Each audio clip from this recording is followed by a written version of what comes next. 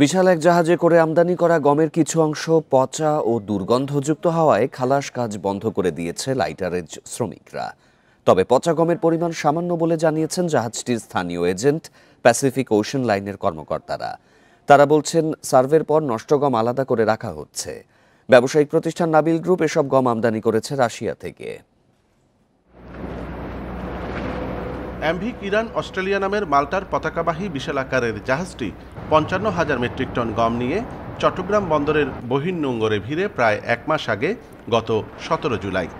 এরপর জাহাজটি থেকে ছোট ছোট ৩৫টি লাইটার জাহাজে করে গম খালাস করে নেওয়া হচ্ছিল ভৈরব, নারায়ণগঞ্জ সহ দেশের নানা জায়গায়।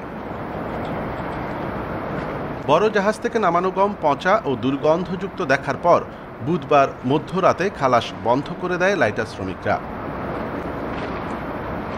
বিষয়টি সংশ্লিষ্ট কর্মকর্তাদের জানানো হলে পরিদর্শন ও পরীক্ষা শুরু হয়। লাইটার জাহাজ পরিচালনাকারী সংস্থা বিডব্লিউটিসিসি এর কর্মকর্তারা বলছেন, পচা গমগুলো সরিয়ে রাখা হয়েছে।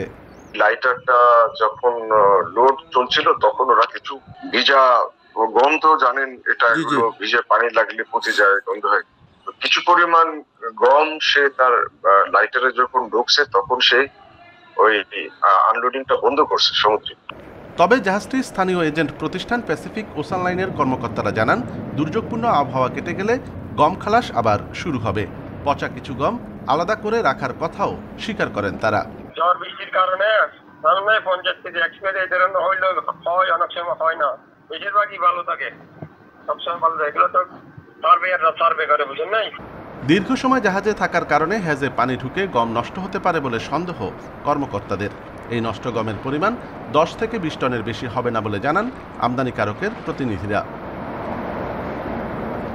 অনুপম শীল, ইন্ডিপেন্ডেন্ট নিউজ, চট্টগ্রাম।